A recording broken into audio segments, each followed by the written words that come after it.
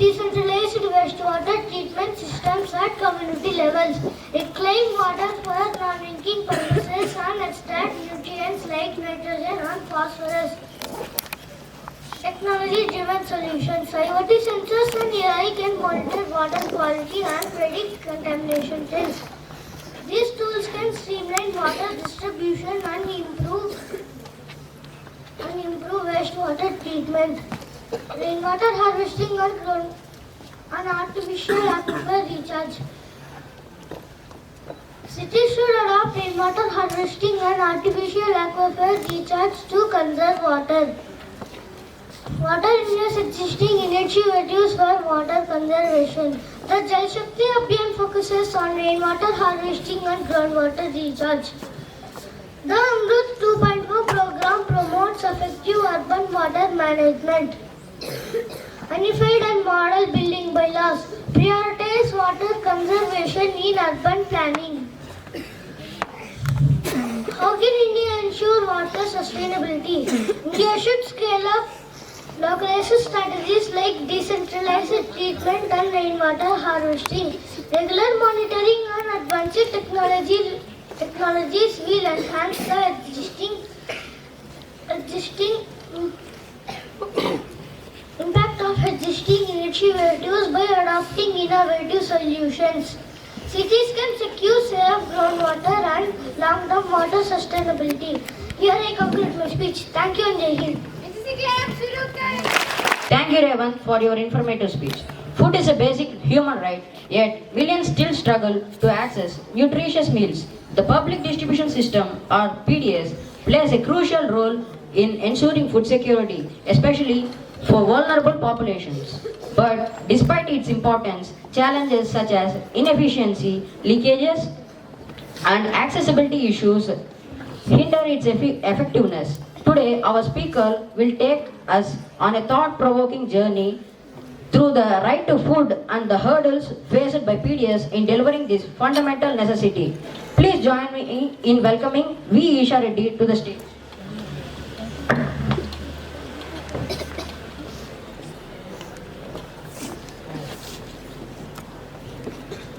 Jain sir, may I have permission to begin, sir? Jain to all the dignitaries, academic coordinators, teachers and all my decades of Veritas School. I am Isha Reddy of 4th B, member of Toastmasters Club. Today, my topic is on the right to food and challenges with PDS. I'll delve into the challenges faced by marginalized communities in accessing their fundamental rights to food through the public distribution system PDS, particularly in states like Jharkhand, Odisha and Bihar. It highlights the systemic failures, corruption and bureaucratic hurdles that have compounded the issues surrounding food security for some of India's most vulnerable populations. One recent report highlighted the issues with the public distribution system PDS. In 2023, reports from Jharkhand and Odisha revealed an alarming issue. A substantial number of households were removed from the PDS rolls. Bihar also faces its own PDS crisis affecting vulnerable communities. What challenges does the Musahar community face with the PDS in Bihar? Supply crisis. The COVID-19 pandemic left many communities, including the Musahars, without a stable supply of rations. Ration card issues. Many Musahar households in Patna district lack active ration cards. Existing ration cards often fail to include all family members. Biometric verification problems. Mandatory biometric has resulted in many losing access to rations. Names often have been stuck off the PDS rolls, forcing individuals to apply for new ration cards. Quality and quantity of rations. FPS dealers often provide only 4 kg of rice instead of entitled 5 kg under priority household card. Rice distribution is of the lowest quality of rice, Asna rice, with no wheat issued. What are the documentation challenges for PDS enrollment? Application process in Bihar. Paper-based forms require other details. Online applications mandate additional documents including caste, income and residence certificates. legal basis. The demand for these certificates lack legal support under the National Food Security Act 2013 or the PDS Control Order 2015. How officials acknowledge this requirement is an oversight in the digitalized system. How does systemic failures lead to exploitation? Middleman exploitation. Vulnerable communities, particularly the Muslims, lack resources or knowledge to navigate online systems. Middlemen exploit them by charging over 3,000 for ration card processing. In many cases, neither card is issued nor the middleman traceable after payment. Delayed applications. Applications remained pending for 4 to 18 months, far beyond the 30 days timeline stipulated the 2015 order. What are the broad implications for these challenges? Government's failures lead to systematic flaws that has created a bureaucratic mess that denies people from their basic means of substance. Despite the right to food being declared a fundamental right in 2001, excessive red tape obstructed its implementation, harming very people it aimed to serve. Necessary policy reforms to address these systematic issues. Simplification of enrollment procedures. The complexity of the PDS enrollment process disproportionately impact marginalized communities. These requirements must be eliminated to simplify the process and align it with legal frameworks. Reform should focus on a single window system for minimal documentation is required. Strengthening accountability and reducing corruption. Corruption within the PDS enroads thus and deprives beneficiaries of their rightful entitlements. Instance with FPS dealers reduce the quality or quantity of grains distributed must be addressed through stricter oversight and enforcement mechanisms. The government must establish independent monitoring bodies to audit the distribution process and ensure to adherence to norms. Whistleblower protection and grievance redressal mechanisms should be strengthened. Empowering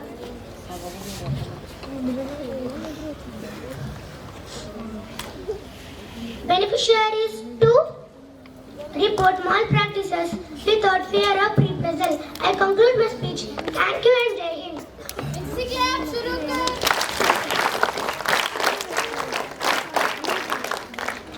Thank you, Isha, for your informative speech. In moments of medical emergencies, every second counts. Ambulance services serve as the first line of response, often making the difference between life and death. Yet, in India, challenges such as delayed response times, inadequate infrastructure, and lack of trained paramedics continue to hinder effective emergency care. Today, our speaker will shed light on how we can improve ambulance services to ensure faster, more efficient, and life-saving interventions. So let's tune in, learn, and be inspired as we welcome Grayshik to the stage. Jane, sir, permission to begin, sir. Jane, dignitaries, academic coordinators, teachers, and all my dear cadets of Veritas Sainik School. My name is Grayshik from 4th B. Today's my topic is about improving ambulance service in India for all. The growth of ambulance service in India, highlighting their importance, variations in quality, lack of regulation, and regional disparities. It emphasizes the need for standard protocol, trained staff, and affordable, efficient emergency care services. How did ambulance service evolve in India? Initially, hospital-based services. Ambulances were initially available only at hospitals. NGOs involvement in the 1990s. NGOs in southern India started providing free and voluntary ambulance services. Government services in the last decade, several state governments introduced ambulance services targeting women to reproductive age and children under 5 years. Institutional deliveries focus. Ambulances were introduced to transport expectant mothers to healthcare facilities under National Rural Health Mission through public-private partnerships. Private sector entry, private ambulance services, corporate by hospitals and standalone companies such as Blinkit's 10-minute ambulance service in Gurugram have emerged. What is the significance of ambulance service in India? Ambulances are crucial to emergency medical and patient transportation. An increase in chronic diseases and road accidents has led to higher demand. Services include transporting patients and providing basic life support or advanced life support. An Indian ambulance market was valued at $1.5 billion in 2022. It expected to grow 5% annually from 2024 to 2028. What are the challenges in ambulance services? Limited critical care facilities, only 3,441 of 17,495 ambulances have advanced life support. Units most function as basic patient transport facilities under National Rural Emergency Care Providers. Regional disparities. Western states like Gujarat and Maharashtra dominate the market while northeastern states face significant shortages. Inadequate staffing, only 3% hospitals, emergency medical technicians, CMTs despite having house ambulances. Poor infrastructure, only 12% hospitals provide specialized care during patient transport. Traffic and road challenges, poor urban planning and traffic congestion in metros, delay emergency response. Weak regulation, lack of standard toll-free, fragmented licensing and corruption lead to inconsistent service quality. Lack of standard toll-free number or monitoring system. There is no national-wide toll-free number or monitoring mechanism to ensure timely and quality care. What should be done to enhance ambulance service? It is crucial to develop standard protocol, improve training and certification of paramedics, and address regulatory inconsistencies. Publicly funded services, public-private partnerships, and civil society initiatives are essential to provide affordable and efficient emergency care services. What are some of the recent trends in healthcare spending? Government health expenditure as a proportion of GDP has increased by 63% rising from 1.13% in 2014 to 2015 and 1.84% in 2021 to 2022. Per capita government expenditure as a health has nearly tripled 1,108 in 2014 to 2015 and 13,156 in 2021 in 2022. Spending on government funded insurance rising from 4.4 times to rupees 4,757 crore in 2013 to 2014 to 20,771 crore in 2021 to 2022. What trend has been observed in out-of-pocket expenditure as a share of total health expenditure? There has been a consistent out-of-pocket expenditure as a share of total health expenditure. Thank you, Jai Hind. Thank you, Grayshik, for your thought-provoking speech. In an increasingly globalized world, many individuals find themselves connected to more than one nation, whether through birth, ancestry, or opportunity. This brings us to the intriguing topic of dual citizenship. While it offers benefits like expanded travel rights and economic opportunities, it also raises complex legal and political questions. Should a person be allowed to queue allegiance to two countries? What challenges and advantages does dual citizenship bring? Today, our speaker will take us on a thought-provoking journey into this subject. Let's give a warm welcome to Bhanu Karthikeya.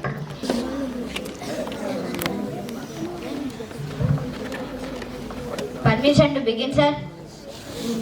Jai Hind to all dignitaries, teachers and my dear cadets of Veritas Sainik. My name is Bhanu Karthikeya from grade 4th D. I am a member of Toastmasters club. My topic is about dual citizenship, the complex and sensitive issue of granting dual citizenship to Indians settled abroad, a topic that has long been debated in India but remains unresolved. The conversation revolves around the remarks made by India's External Affairs Minister, S. Jaishankar, who acknowledged the challenges of introducing dual citizenship but emphasized that the debate on the matter is ongoing. Dual citizen status is a legal recognition in which an individual is considered a citizen of more than a country under the regulations of those countries at the same time. There is no convention that determines a person's nationality or citizenship status. This is solely defined by laws which can differ and conflict with one another.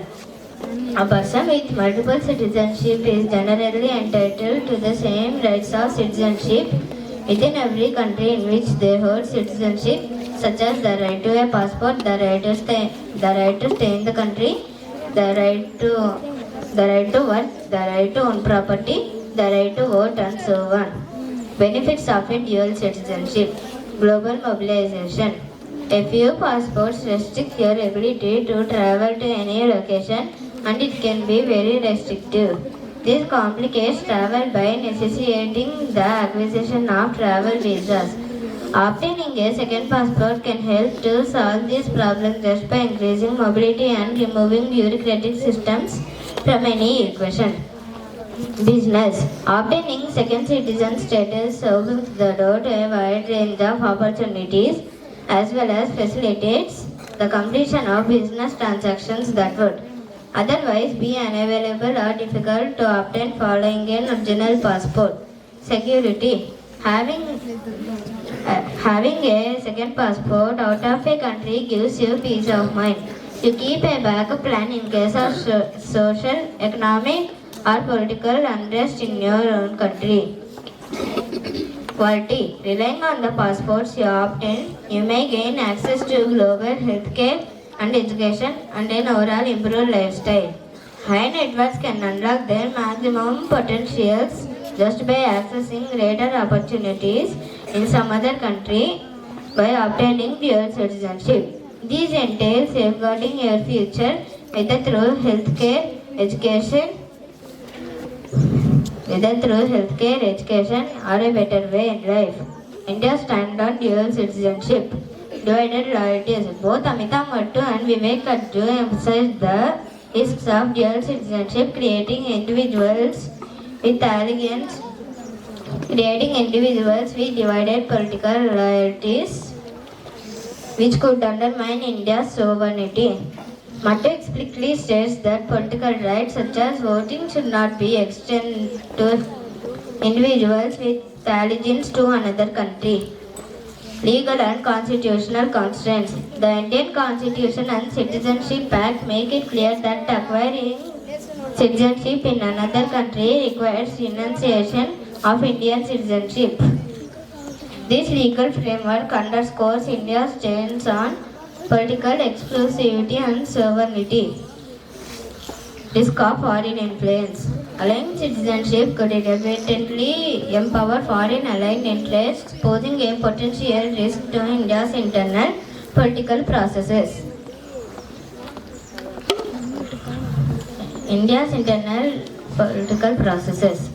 No precedent for leadership with dual citizenship. Example, like the US, where even citizens born outside the country cannot hold certain position. Example, the presidency highlights the rigidity of political rights tied to undivided national allegiance. Arguments supporting flexibility, though not dual citizenship. Diaspora's contribution. The Indian diaspora has significantly bolstered bilateral relations, foreign investments, and India's global image. Initiatives like the Overseas Citizenship of India OCI card offer a bridge without full citizenship.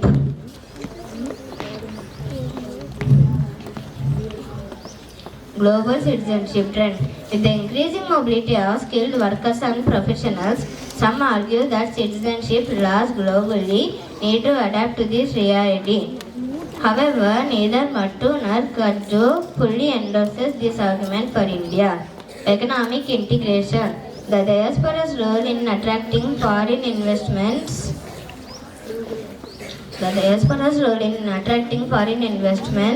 Example, two tech leaders like Satya Nadella highlights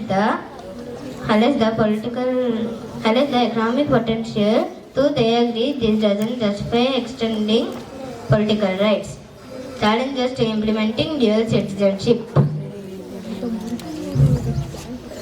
Defining eligibility. Differentiating between NRIs and PIOs complicates policy implementation.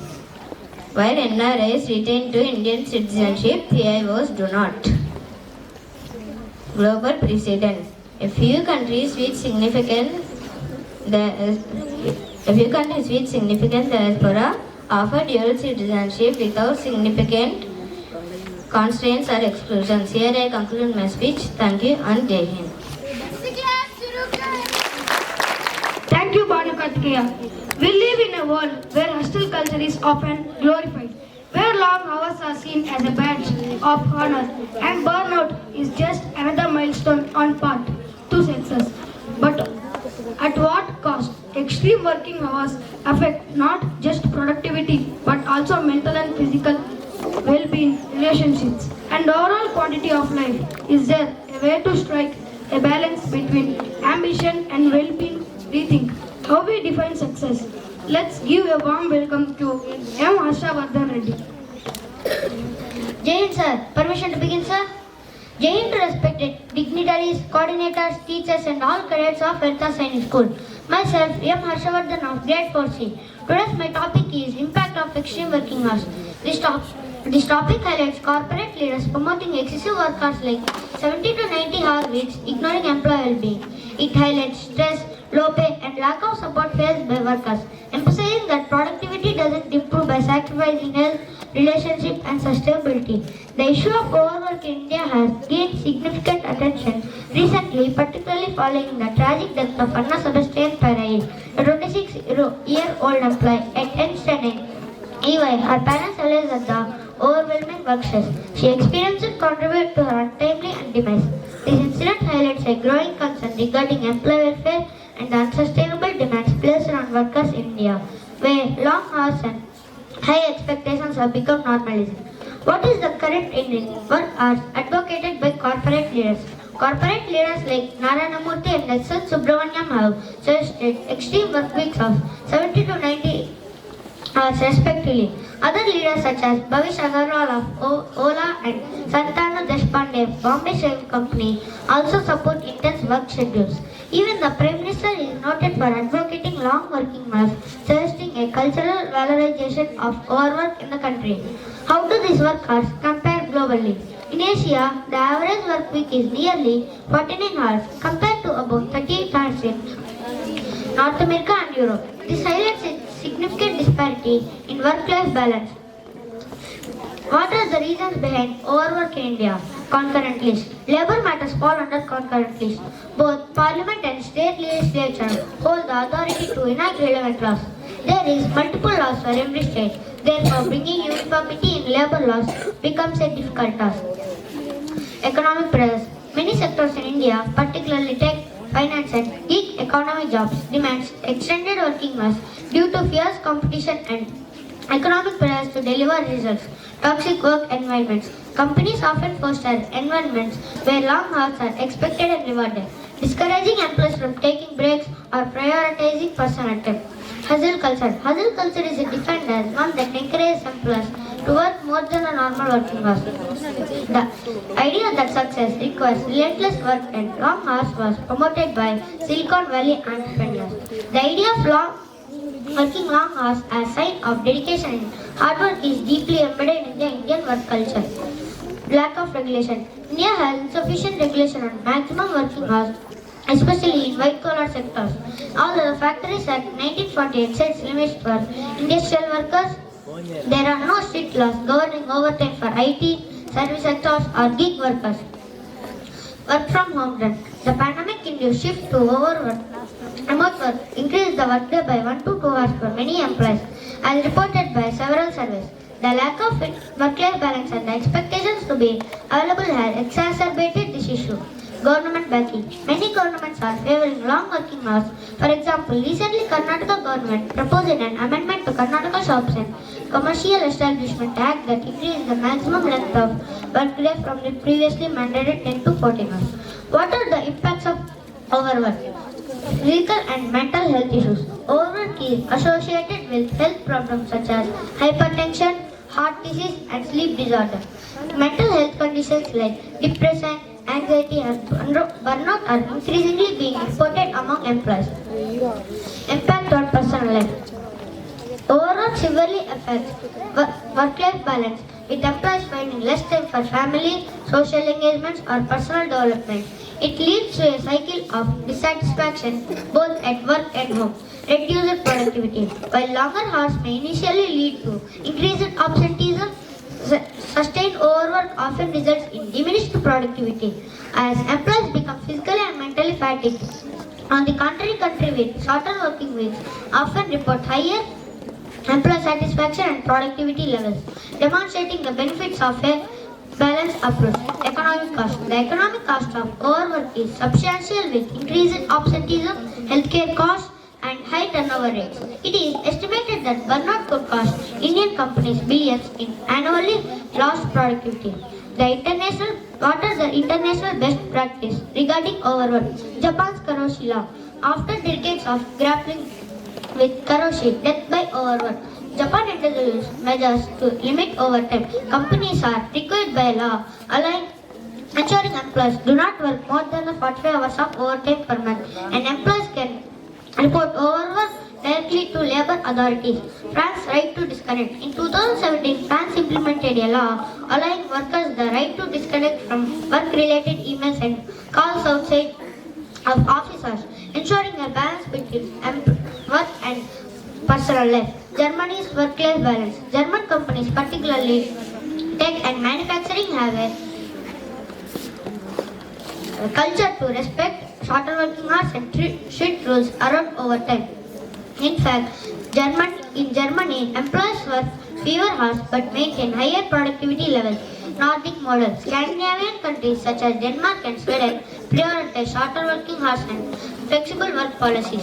Their focus on worker welfare has led to better productivity and work satisfaction. Conclusion. The International Labour Organization states, labor is not a commodity. It emphasizes the need to align corporate demands with employee well-being and sustainability, which many leaders fail to consider. Thank you and Jai Hind. Thank you, Harsha, for your wonderful words. Every day we grab a snack, a ready-to-eat meal, or a refreshing drink. But how often do we check the labels? Do we really know what goes into the packaged food we consume? The question of whether food content should be clearly labeled is not just about transparency. It's about health, trust, and informed choices. Should consumers have the right to know? Or is labeling just another regulatory hurdle?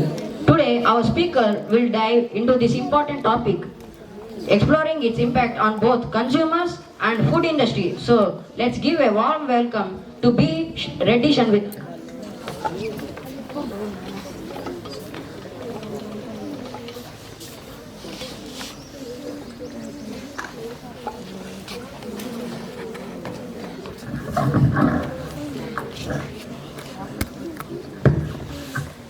Jane sir, permission to begin sir. Jane to respected dignitaries, coordinators, teachers and all dear cadets of Veritas Sainik School. My name is Shanvitha. I am a member of Toastmasters Club. Today's my topic is about should packaged food content to be able. A new report published by Access to Nutrition Initiative, a non-profit global foundation, has found that leading food and beverage companies On average, child products that are less healthy in low and middle income countries compared to what they sell in high income countries. This report, which is the fifth edition of the Global Access to Nutrition Index, states that it assists 30 of the world's largest food and beverage manufacturers, 23% of the global food and beverage markets, on their performance to improve access to nutrition foods. What were the report's findings? The report analyzed 52,414 products, including those from popular brands such as Nestle, PepsiCo, Unilever, Coca-Cola, and Hershey, among others, using a health star rating system. Under this system, products are ranked out of 5 on their healthiness, with 5 being the best, and a score above 3.5 considered to be a healthier choice. The system assesses components of food considered to increase risk: energy, saturated fat, total sugars, and sodium, and offsets these against components considered to decrease risk: protein, fiber and fruit, vegetable, nut, and legume, to calculate a final score that is converted to a star rating. The Access to Nutrition Initiative report found that portfolio healthiness was found to be lowest in low and middle income countries, highlighting disparities in product offered across different markets. Food product healthiness in low and middle income countries scored much lower, 1.8 on the system, than in high income countries, but it scored 2.3. Only 30% of companies had demonstrated a strategy to price some of their healthier products affordably for lower income consumers, the report found. It also found that in low and middle income countries, micronutrient data were available for a smaller proportion of products as compared to those in high income countries. This is not the first instance of such a finding. In April this year, a report by Switch NGO, Publica and the Global Credential International Baby Food Action Network found that Nestle's baby food products sold in India as well as in African and Latin American countries had higher sugar content compared to the same products sold in European market. While Nestle denied this, the central government asked Food Safety and Standards Authority of India to initiate appropriate action against Nestle. Why is this of significance in India?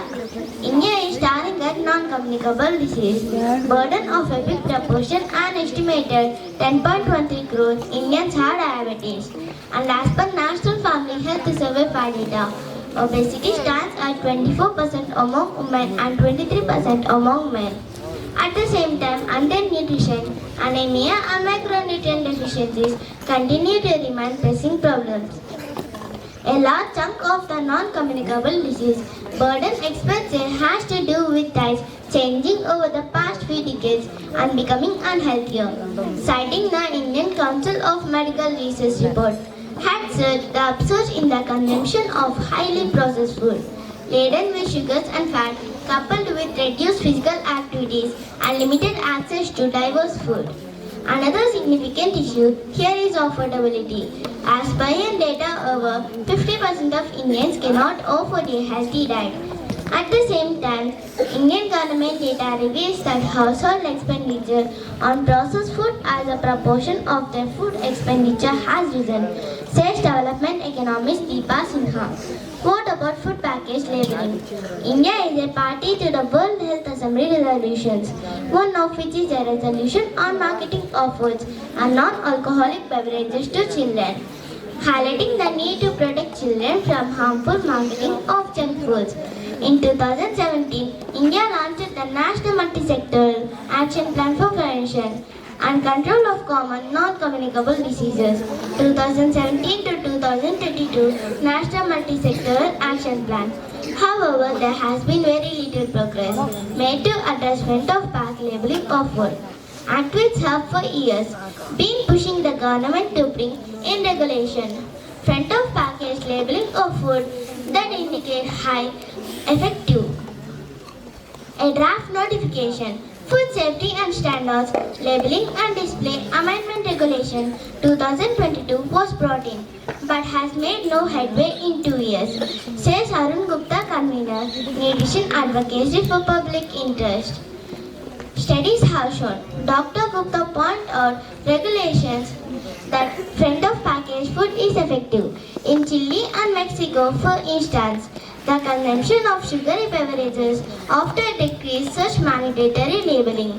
An analysis by Nutrition Advocacy for Public Interest of 43 advertisements of pre-packaged food products and their composition revealed that these foods were high in one or more nutrients.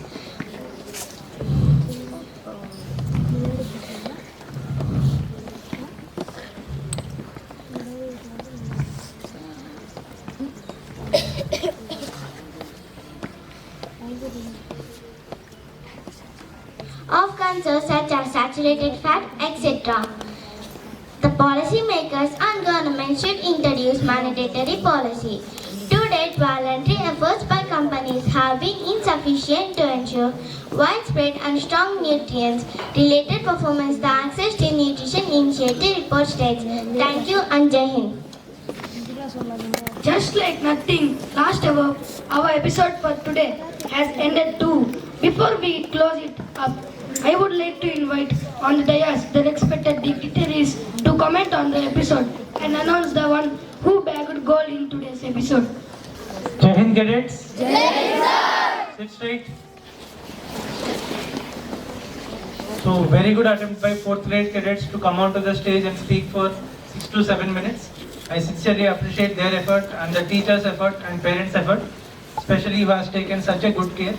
It is not very easy to come onto the stage and stand, but they made it possible to make them speak at 5 minutes length. It is not an easy job. I congratulate the Toastmasters in charge and parents and teachers who are actively involved in it. But coming to today, each and every one of them have given their best, despite some limitations, maybe facing such a long speech for the first time in their life. In spite of everything, they have done phenomenally well. So, in terms of result announcing, it was extremely difficult, but we should have one winner at the end. They have done phenomenal job, nothing to take away from it. But those who are not going to win first today doesn't mean you have lost. You are much better than everyone else. So take this as an inspiration and grow forward in the society. The winner of today's Toastmaster episode 17 goes to Harsha Vardhan Reddy for impact of extreme working hours. Please come up.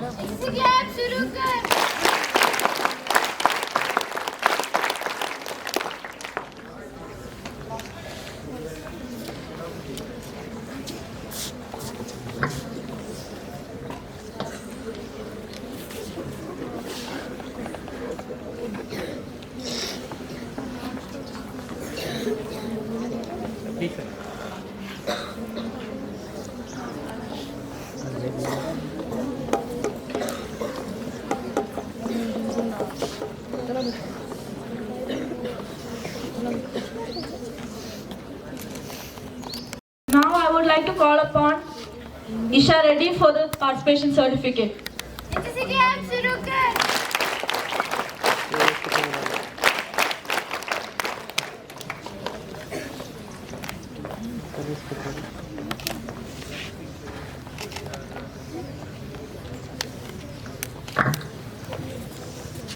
Next I would like to call upon Revanth.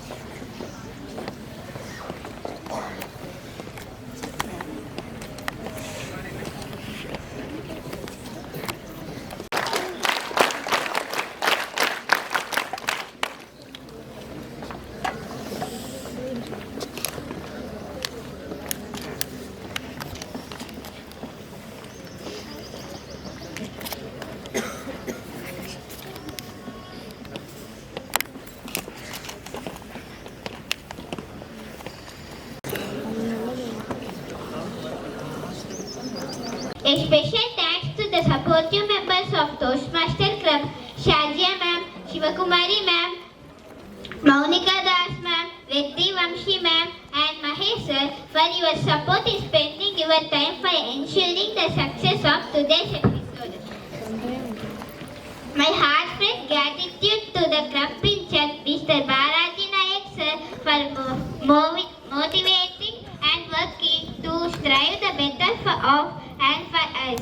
Now let's wind up this program with the rising voices. Let's let the feeling of love and devotion to our great nation to be sung through the rhythms of Janagana Mana. School!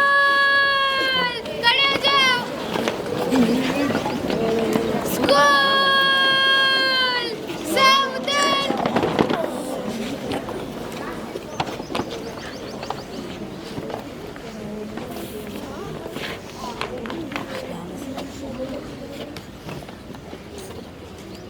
Southern!